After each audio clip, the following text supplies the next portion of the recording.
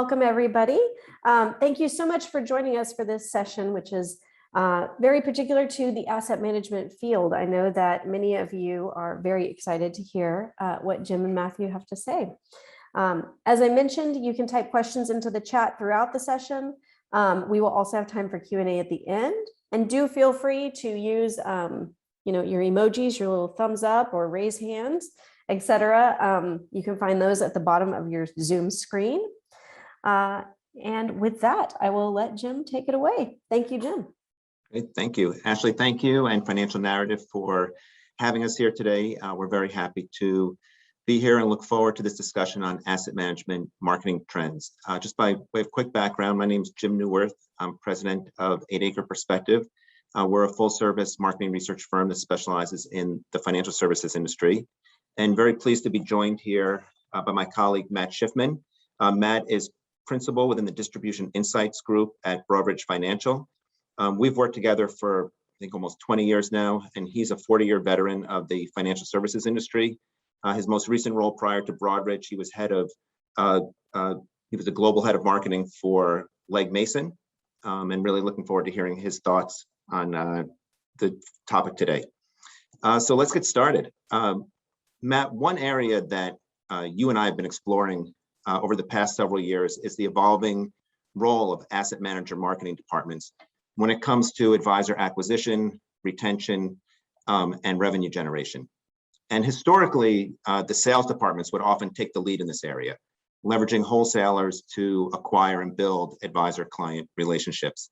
And marketing would often take a supporting role to that, creating content like product brochures and fact sheets. I remember an interview I did a few years ago with a very successful CMO who noted that when she started, her marketing group was referred to as the arts and crafts department.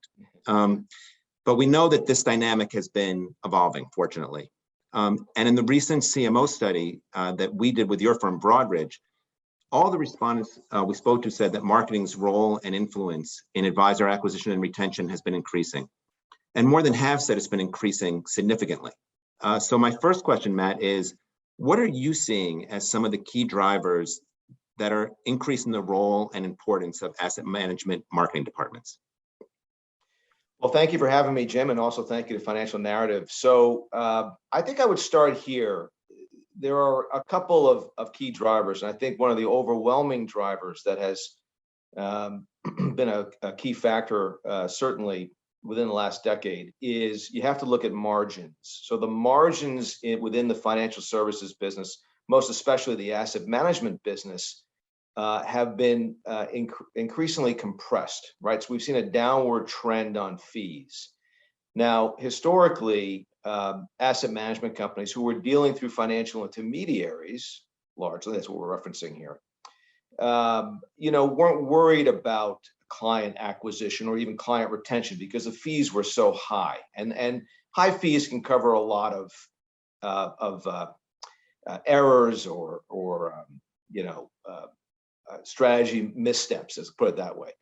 But as fees have been compressed, what has become very apparent is that the cost of distribution and the cost of client acquisition has gone up dramatically, right? So you have that as the overwhelming stage. And so let's put that in a box and come back to that. Secondly, I would say that another key driver in the rise of marketing's importance within distribution is the access to technology, right?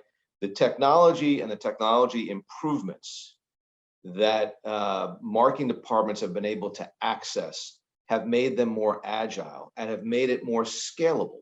And so if you think about, and we'll talk more about this in the course of the conversation today, the ability for marketing to leverage its technology, digital, social, et cetera, to go out and not only maintain relationships in support of sales, but also in some firms, and I think rightfully so, useful in the acquisition of relationships, has been a dramatic improvement and certainly a response to this overwhelming compression of fees and the rising cost of acquisition. And the third piece I think is critical to talk about, and you and I know this from our surveys, is the ability to access better data.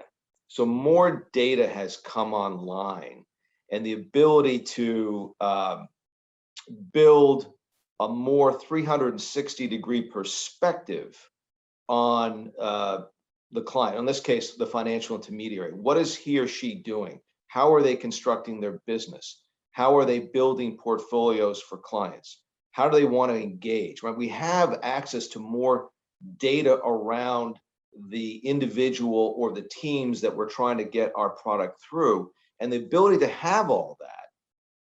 When you combine that all together, the margins, the access to technology, the better data, has really brought marketing's role and the importance of marketing and the ability for marketing to have a major influence, not only in terms of response to the cost and expense of client acquisition, but also into the success, the ability to measure, which we'll talk about as well. That has gone a long way. Now, that being said, forgive me for rambling, it's not without its challenges, right? So from the survey that we did, I think it was roughly 55% of the CMOs we surveyed said that the budgets haven't changed much. So marketing has historically had this role where it's always fighting for more money in support of its remit, and its remit is expanding. And this is the dynamic and the push and pull of marketing within a distribution organization. But to your point, and I remember that quote, it's come a long way from the arts and crafts department, right? Marketing is moving into a partnership with sales. We'll talk more about that. And in doing so is expanding its responsibilities for client acquisition. So I think that would be the net total of my response. Yeah, so the fee compression and the pressure on margins is one of the key impetuses for firms to figure out a different way to approach things, and technology has been a big help for marketing to be able to play that role. Yeah, I think it's fair to say that marketing's role has moved from support to more of a front and center partnership over time. Absolutely accelerated as a result of the pandemic, and I know you're going to ask me about that in a moment. But the distribution organizations that we work with here at Broadridge, the firms that we are working with as clients, are just coming to realize the power of leveraging marketing in that mix. And that has been absolutely accelerated as a result of the pandemic. Yeah, and so that was a great lead into the next question, which is, from what you've seen, how, if at all, has the COVID-19 pandemic over the past 18 months impacted things, and in what ways, if any, has it accelerated some of these trends that you're speaking to? Yeah. Well, the first thing I would share with the people on this video call is that, as a result of the survey, one of the outcomes of the survey is that 95% of the respondents, the CMOs, said that marketing's role has increased due to COVID-19, right?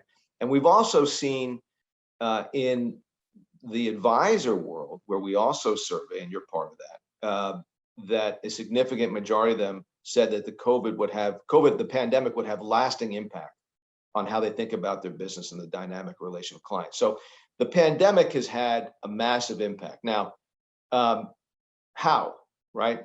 The first and important thing I think is obvious is that we were all forced into a flat screen world.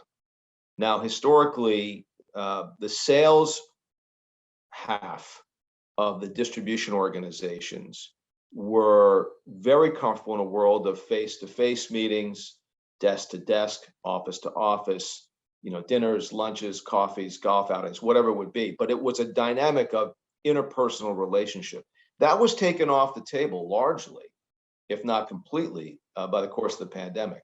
So we were forced into a flat screen world where marketing is far more adept at understanding how to leverage that technology. And so that technology became in by necessity, right? So what can you marketing do to help us extend our reach? What can you marketing do to basically set the tone, get the information out? How can we leverage social media? How can we leverage our digital assets in a way that we can build some kind of surround sound with existing clients, and hopefully even go out and acquire new ones through that? So the pandemic forced people to rethink the dynamic of interaction. And you and I have had many, debates about this and conversations with other people. We believe that we're not going back to where we were. And so we'll go forward in some hybrid version of this. But this fact is one that is just too big to ignore, right? So that, I think, front and center, you have to recognize the fact that marketing was far better equipped to deal with this than sales was. So it was accelerated in many cases by necessity. The other thing is that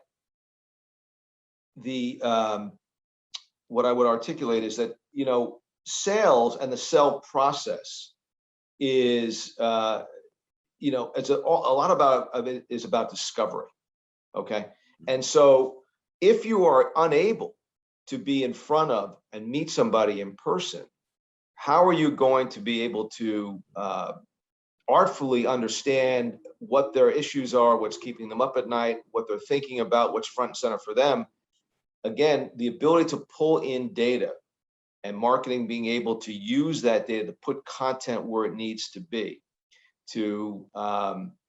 able to bring to the sales organization more information around that particular advisor, that team, was critical. So the marketing was more, again, or I say better equipped to flatten that discovery curve, or even, I might even say, flatten the discomfort curve of using technology. And so you saw, and we'll talk more about this as well, you saw more of a partnership now rising between sales and marketing as sales became more dependent on marketing's resources and marketing's agility and marketing's ability to leverage its resources for client centricity than sales has historically been able to do. And so this has kind of improved the partnership between the two. So I would say that the COVID-19 certainly had a dramatic impact. I would also say, Jim, forgive me, that I think this was something that, to your earlier question, was already happening, but I think the pandemic absolutely has accelerated that. And I think that change, that dynamic is such that we're not going to go back to where we were before. I think the roles of marketing in particular are expanding as a result of it, and you can't put that genie back in the bottle. Yeah, I think that's right. I mean, it's certainly not new that asset management marketing departments are using data, trying to get a holistic view of the advisor and incorporate that. But I do think the pandemic in some ways forced some of these firms to activate some of those tools and resources and capabilities in a greater way. Ashley, maybe we could do our first poll question around this issue of the impact of COVID on marketing's role. Absolutely. Everybody, if you can, you should see a poll question popped up on your screen. Oh, lots of you are already answering. Thank you. I'll share the answers in just a second.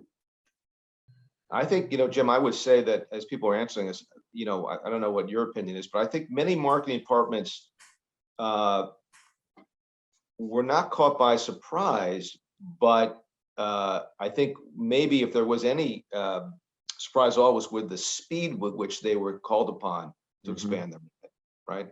Yeah, I agree with that. It was really, for all of us, it was very sudden that in-person went away, and we all had to make changes, and certainly played a role. Okay, yeah, so this is very consistent with what we saw in our marketing executive survey. Very similar results to what we're seeing here, so that's good to see. So, Matt, as we've been discussing, for a lot of reasons that you've spoken to, marketing's role is increasing. It's increasing in a variety of different ways. But I think at the same time, it's important not to forget that sales is still very important to the process. And in fact, the study that we did also found that 60% of CMOs still feel that the sales department is taking the lead on advisor acquisition and retention, with marketing in a supporting role. So given this, it seems to me that with that finding, that marketing and sales really need to work together to optimize results. But another finding from this study was that only 30% of CMOs said that today marketing and sales are fully coordinated in their efforts. Can you speak to some of the challenges and opportunities of better connecting sales and marketing? Yeah, so that's a great question. I would start here. the good news that came out of the CMO survey that we did together was that 95% of the CMOs that we interviewed believe that the coordination between marketing and sales is actually improving, right? So it hasn't gone as far as it should, but it certainly is improving. There's a couple of reasons I think that are behind that. First off, you have to recognize that, and this is true throughout the industry, in my opinion, and from experience and observation. Clearly, in the financial services industry, sales is the lead, right? Sales has always been the lead. These are sales-driven, sales-dominated organizations. That's how they grew up. That's how the business evolved since the 70s. Where marketing, to your point about the arts and crafts, really was a brochureware and just supporting sales and just get the brochure and the story right. But sales always had the lead. That's not true in other verticals or industries, but it's certainly true in financial services. So we have to recognize that in this B2B world of asset management, marketing to financial intermediaries, sales always had the lead. Secondly, and I think compounding all this, and a result of this dichotomy, is that sales and marketing speak a very different language. Sales is very simplistic in terms of how many dollars raised, how many dollars retained, how many new relationships.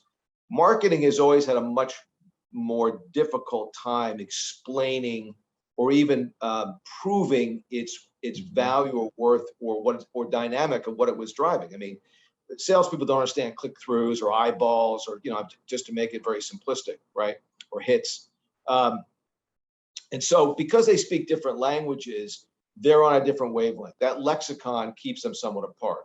Now, data has been in many ways the great leveler, because data and the rise of more data and more transparency has brought a more clear and transparent view of what marketing's contribution is. We can put in specific KPIs, we can measure the effectiveness, and certainly as marketing comes more into the client acquisition game or even the asset retention game, we can start to pull through some sales speak. But this dynamic of the difference between sales and marketing and the way that they communicate with each other is something that has kept them apart. So I do think that we have to recognize that in order for sales and marketing to become closer, and they are as a result of the pandemic, is that the need to better articulate the role, better define what the KPIs are together, better think through what the strategic intent is, what is the value proposition we're trying to pull through, more coordination. Sales has to think a little bit more like marketing, but marketing absolutely has to think a lot more like sales, if that makes sense. And I think that's critical if they're going to be more fully coordinated. They've got to be able to be talking more and to level the lexicon field in a way that they can appreciate and understand each other better. Yeah, and to the point you made earlier in the discussion about, even though marketing's role has been increasing quite a bit over time, and especially during COVID, their budgets haven't necessarily been going up correspondingly. And I think the point you brought up about the difficulty of proving marketing ROI, that was in our survey that we did with you. Certainly one of the top challenges that CMOs mentioned was that it's much more difficult for marketing to prove their ROI than it is for sales. And so I think it's evolving, like you said, with KPIs and other ways to show the value and the impact of marketing's efforts, but it's not as often as tangible or simple as we see on the sales side. And I think that's a big challenge that marketers are speaking to.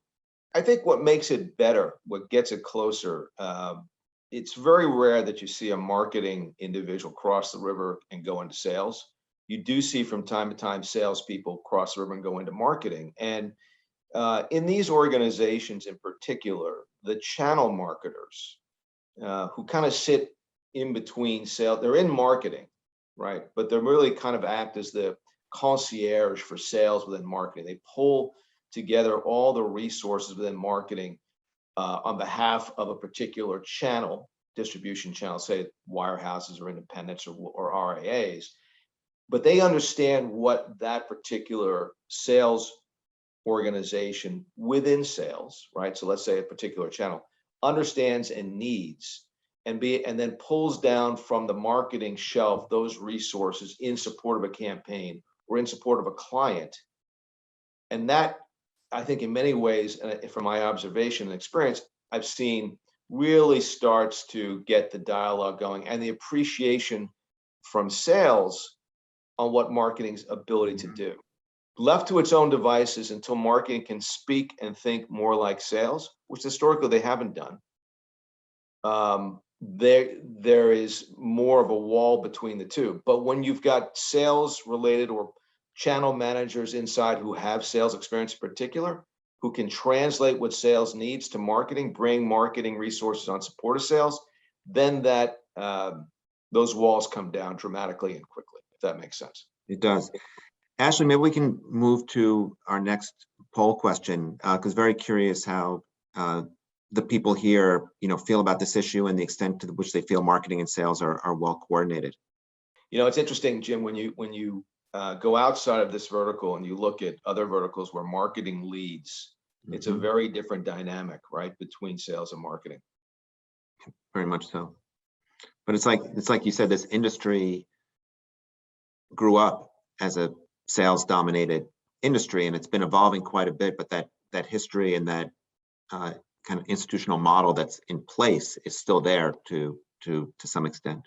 And when I got in the industry, there was this tropism that kept getting, you always heard, which was, mutual funds are sold, they're not bought, right? So that whole dynamic and thought process was really embedded that it's all about sales, right? It's all, meeting the advisor one-on-one or doing branch meetings or conferences. Marketing's role, in that world was limited, but that's changing. Okay, again, very similar to our results. I'm sure things are getting better in your organizations on this front, but we still have a majority, 60%, who say that it's not well coordinated today or very well coordinated. So Matt, I know from the many discussions that we've had that in your interactions with asset managers, you're really seeing marketing departments really pushing hard to improve their efficiency and their success. So I want to now focus on one aspect of this, which you've actually touched on in all your answers thus far, which is data analytics. And so before I give you the question, I'll just state a few stats for the group. In our study, we found that 75% say they've invested to improve data analytic capabilities. 80% said that data analytics is critical to their success. And the other 20% said it's very important. So everyone says that it's very important, if not critical, to what they're doing. And 95% of marketing executives said that their groups are investing to develop proprietary content. So question for you is, what are you seeing in the realm of data analytics? In other words, what are marketers trying to accomplish with these tools? And building on that, how can data analytics be connected to content development and distribution? Yeah, so, and forgive me if I'm a broken record, because I do, without data, you're in a dark room trying to find a light switch, and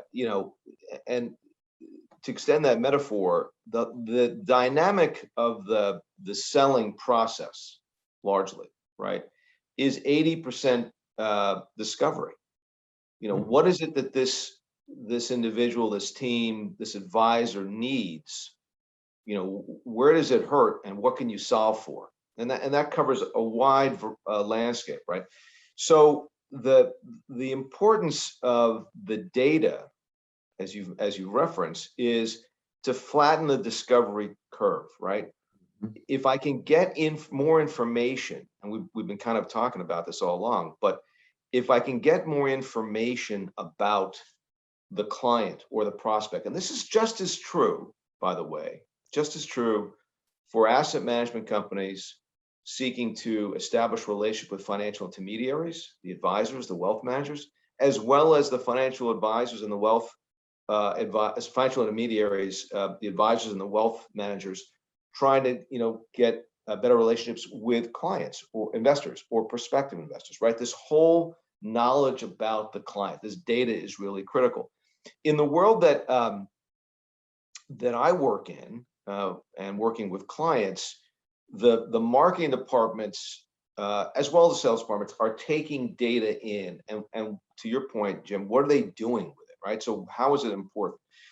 So if you first and foremost, I think at a 30,000 foot level, what they're doing is they're trying to use the data to build personas and to let those personas drive delivering content, the right content to the right people at the right time. Now that's very easy to say. It's far more difficult to execute, right? So in our world, we build models for clients where we are focused on, and I think this is fairly generic for anybody who's thinking to solve the problem, is what is the level of influence that I may have on this particular advisor? Let's call them the buyer, right? What's the level of influence I have on them? And then what is the potential value of that relationship to me? The challenge in having, as a recovering salesperson, the challenge that all salespeople have is everybody's a prospect, right? Everybody's a prospect. But the truth of the matter is, no, they're not. And that there is a range of prospects. And so using the data to segment and score and to prioritize where you want your sales team and where you want your marketing team to spend time with is really important, how they spend that time, right? So when we're talking about influence, for example, there are certain dynamics of the way an advisor sees his or her practice that would make them more influenceable or not. You know this from the surveys that we do collectively on the advisor world, right? So if an advisor is doing a lot of separately managed account business, SMA business, or if they're doing a lot of model business, they may be outsourcing, in many ways, the investment nature of their overall relationship with their client and spending more time on holistic financial planning, for example.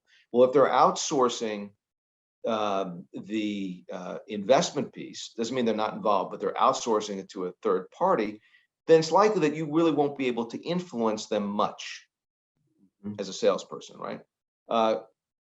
Parenthetically, if they are doing a lot of passive business and you sell an active product, again, you're not going to have much influence. So understanding, using the data to flatten the discovery curve, understand how they think about their business, how they think about building portfolios for clients, what would make them more influenceable or less is critical. And then the other side of that coin, and to your question, what are these departments using the data for is, all right, so how big is the opportunity? How much money does this advisor actually manage in the aggregate?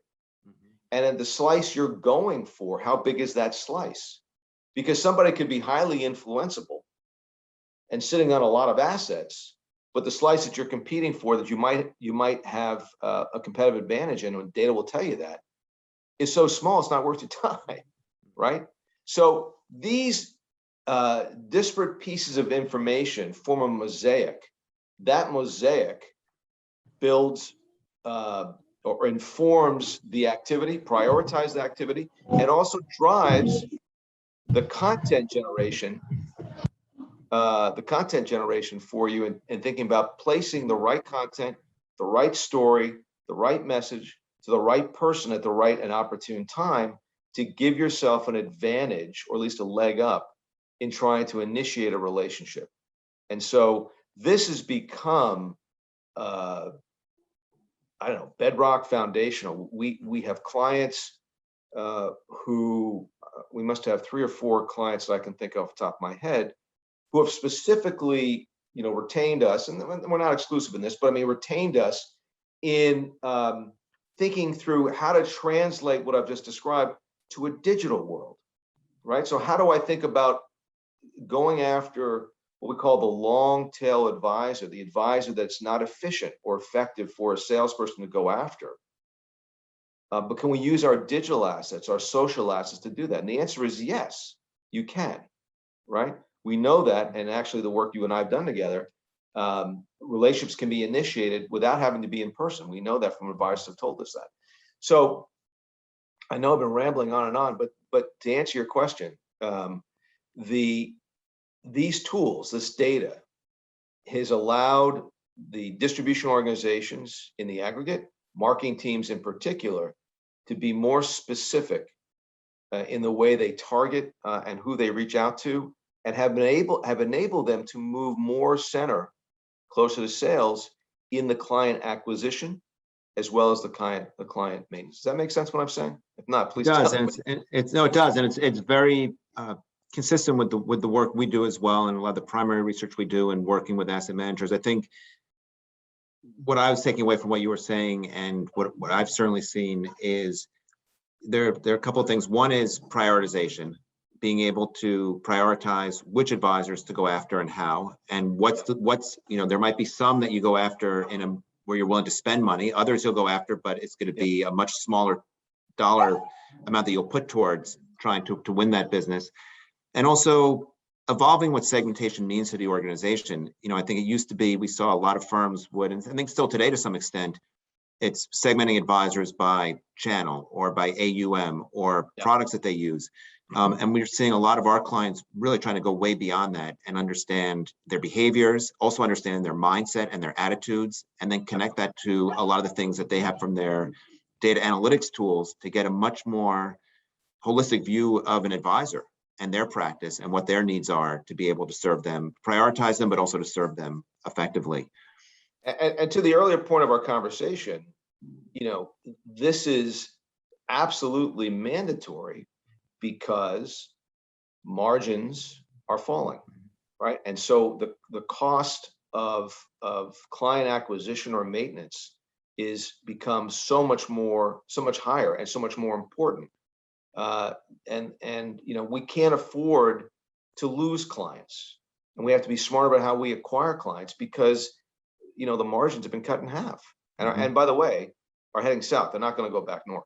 So that's critical. Yep.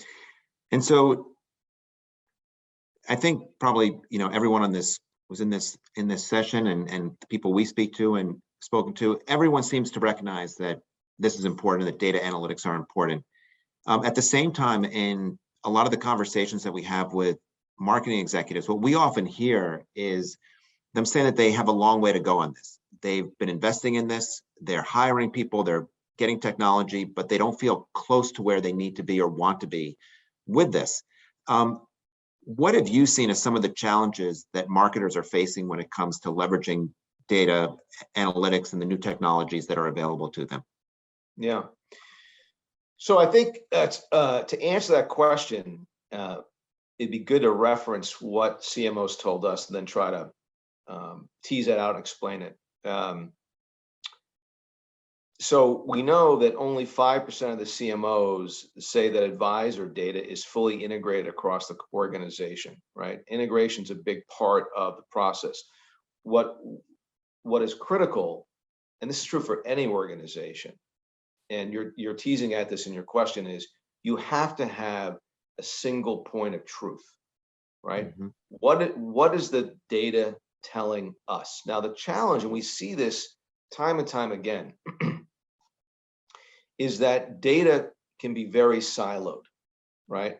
And the reason why it's siloed, sales has its data, marketing has its data, business analytics has its data, is because a variety of things, but there's historically a legacy. This is our data. This is proprietary to us. This is what we care about. This is important. I don't care about that data. But by doing that, you're not getting a 360 on the situation, and you're not engaging with each other with a single point of truth on that data. You've got different perspectives, and that is suboptimal in terms of driving results.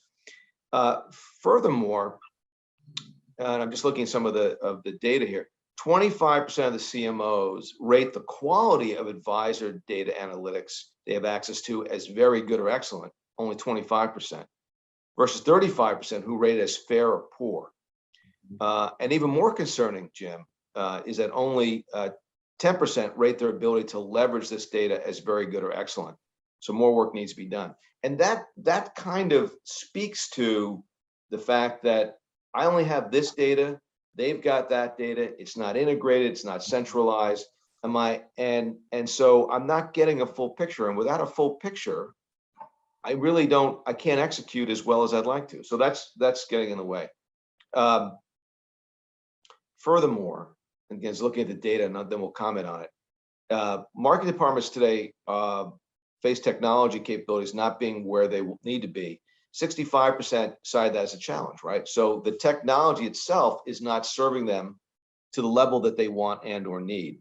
Part of the issue, according to the CMOs, is convincing leadership to allocate more money to these efforts. And one of the challenges making that happen is the difficulty of proving marketing's ROI, which you referenced earlier. 65% agree that proving it through marketing ROI is a challenge. So let's kind of unpack all that. I always say you have to think like a CTO, speak like a CFO, and act like a CMO, right? The CMOs of today really need a partnership with technology. The challenge that many of these organizations face, Jim, is that the marketing resources, technology resources, are part of a larger technology ecosystem inside of a firm, right? And so whether your resources are prioritized relative to the overall firms, whether they are integrated as well as they should be relative to the rest of the resources, is always up for grabs. In many cases, marketing is running one step behind, and or the dialogue between the marketing CMO and the CTO is not where it should be. And so there isn't a unified vision of how technology is serving marketing in serving the overall firm. And that gets in the way. And you see that reflected in the data, right? Secondly, who's in charge of the budgets? The CFO, okay? And so marketing's inability, let's take it from the negative first, marketing's inability to persuade the people who own the purse strings as to why they need this technology, right? Why, my content management system needs to be X, or why I need these resources to support the KPIs critical to knowing whether or not we're advancing the ball. Being able to articulate that in a way that a CFO understands, which is really hard, okay?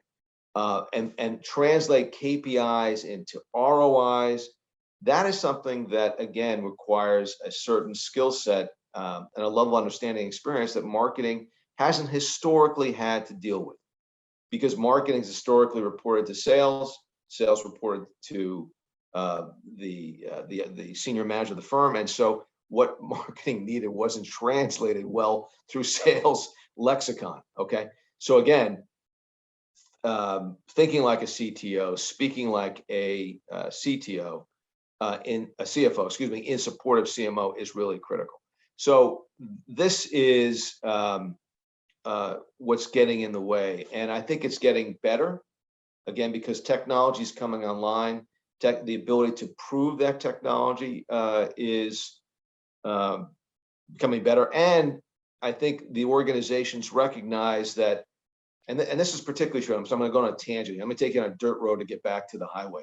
The dirt road is, and the uncomfortable truth is, that in the course of the pandemic, some firms actually saw an increase in sales without salespeople being out in the field. So what does that mean, right? So, we have to look at that. We didn't spend any money on T&E. So how do we rethink that? And so the ability to say, well, maybe we can put money into technology, which is far more scalable in support of reaching and supporting our relationships and acquiring new ones, becomes a much easier conversation in this well, let's call it, I love to say post-pandemic, but this pandemic environment that we're living in. So again, rambling, but hopefully to a point it makes sense. No, that does. And I think one of the things that we've seen, I know you have too, is I think a point you brought up was also having the right talent in the organization on how to best leverage these tools and these strategies. And we see, there's some, asset managers who are hiring people from other industries, people, from industries where this has been their whole focus and a big focus, bringing some of that talent in to help them with their efforts.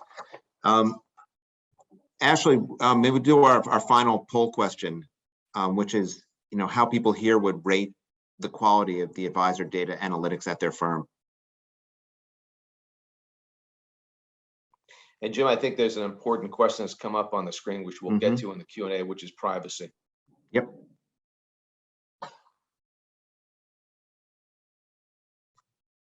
You always get me going when you start talking about advisor data. But I want to underscore something, Jim, that you were talking about, why people are answering. The survey did bring up this interesting thing. I believe, and I think you share this point of view, and let's talk about it a little further, but in order for marketing to evolve, it's going to have to bring in new skill sets. And particularly, we see marketing departments outsourcing across different verticals to bring in talent, digital, social, data management, business analytics, to really shore up and build the marketing department of the future. And I think that's important. I think that's absolutely important. I agree. So I love this. Everything is consistent with our study, which is great. And I would rate highly the quality of advisor data analytics at my firm. 70% disagreed with that. So again, an area that not just for the people here, but we've seen kind of across the industry that it's an area that's evolving and that firms are working hard to implement and get better at, but still a long way to go for most firms. Matt, do you want to take this question that came in about privacy? Yeah, I think we have to recognize that having worked globally, keenly aware of the fact that we've got a very different set of privacy laws in the U.S. than, say, trying to deal in Europe. And there's no question that the privacy, client privacy, which is important, is the regulations and the restrictions are only going to increase here in the U.S. So how are we going to be able to deliver personalized experience with using the data? I think that we're going to have to rely on a couple of things. One is that we're going to have to provide mechanisms to allow clients largely to tell us how they want to be connected with, right? I mean, we can still do surveys. The surveys will inform how people want to engage. I think that's going to be critical. And our ability to let them tell us how they want to engage and then watch the behavior of whether or not what we're putting out there is actually driving is probably the best and only way that we're going to be able to do that. So I think we have to be aware of the fact that building mechanisms that allow for more feedback, as we all struggle to get the Amazonization effect, right? Serving up content that we think they would want. But how do you do that in a world where we can't track what they're doing as much or as well? We're going to have to build mechanisms to get feedback from them, just as we've done on this call, right? Tell us what's important. And, Jim, you and I spent a lot of time surveying advisors on what they care about, and we use that data in support of the work with our clients. I also think, this point about, there's so much compliance and regulations in this industry, and I think also having organizations, for the industry that can work with Congress and ensure that protecting privacy while also having some ability to leverage this data, and really it's to help the asset managers, but it's also to best serve the needs of the the advisors to help them with their practices. So the last question I have, and Matt, as you start to answer it, feel free. One of the questions that just came in, I think, might relate to some of your answers. But so first I want to say, really loved hearing your perspective and comments on these different issues. I think you're spot on, and a lot of great insight. So kind of tying this together, as asset manager marketing teams look to the future, as they think about best practices, what are some of the areas that you believe they should be thinking about and focusing on? Yeah, and I appreciate you giving me the opportunity to be on a soapbox, so thank you for that. I think what ties a lot of this together, Jim, and a lot of the thematics that we've been talking about is the marketing team of the future has to lead the way to drive client centricity, right?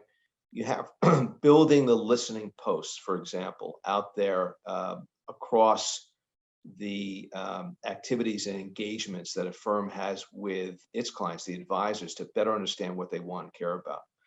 But I think the unifying execution that aligns sales and marketing, that better organizes the data, that opens up where there are gaps, where we need to fill, that brings technology to the table, brings CFO to the table, that the CMO leads, is to effectively build out the customer journey, right? Mm-hmm. What is it you want this client to experience from your firm that advances your value proposition, your brand, and supports the business goals, right? Understanding how to build out that journey. We talked a lot about data. We talked a lot about segmentation. From our perspective, segmentation is the who. It's only half the equation. The other half the equation is the how, right? So building customer journey maps, right? Where does this client or prospect find us? How do they hear about us? What activities can we deploy in support of the value proposition, the business goals, along the way that pulls that relationship through the funnel from prospect, to dabbler, to client, to evangelist? Mm-hmm. What KPIs along the way? Who has responsibility for those activities? Is it sales? Is it marketing? Is there a handoff, right?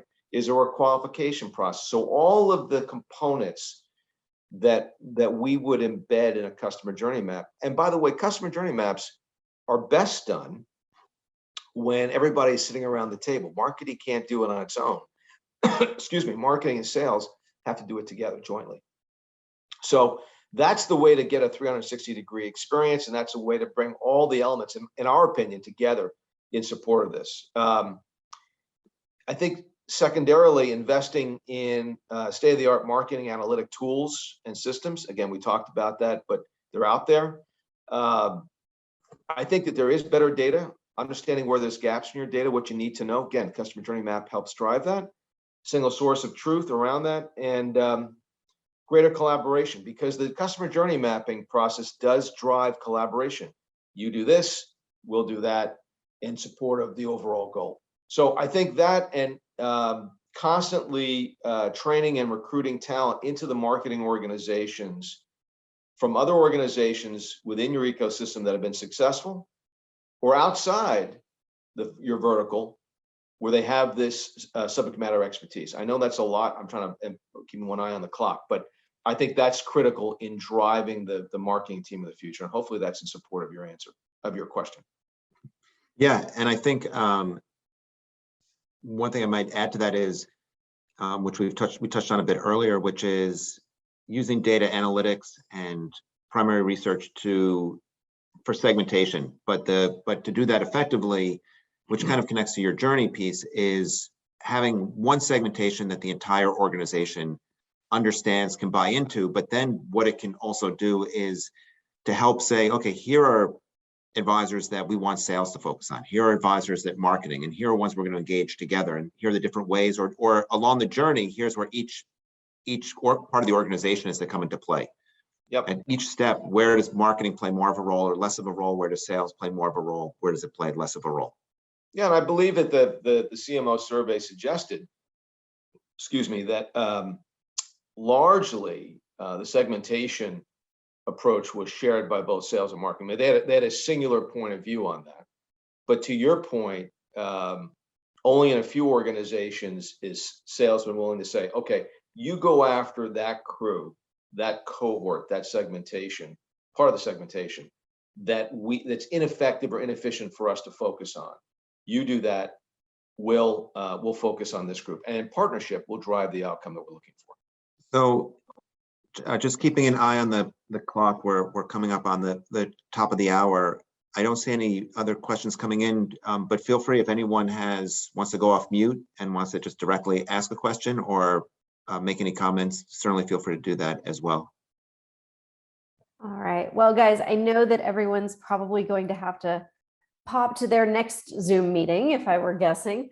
So thank you so much. We really appreciate all the insights that you guys have shared. Very content-rich session that we've had here. So thank you very much, Jim and Matthew. We really appreciate it. Everyone, the recording will be available on the Financial Narrative website, and we'll be sharing it on our LinkedIn. So you will be able to go back and take further notes if you need to. Don't forget, if you're not already a member, do please take a look at the Financial Narrative website. Feel free to apply for membership if you feel like it's right for you. Jim and Matthew, thank you so much. We really appreciate it. Thanks for having us. Thank you for having us. Thank you, Ashley. Bye.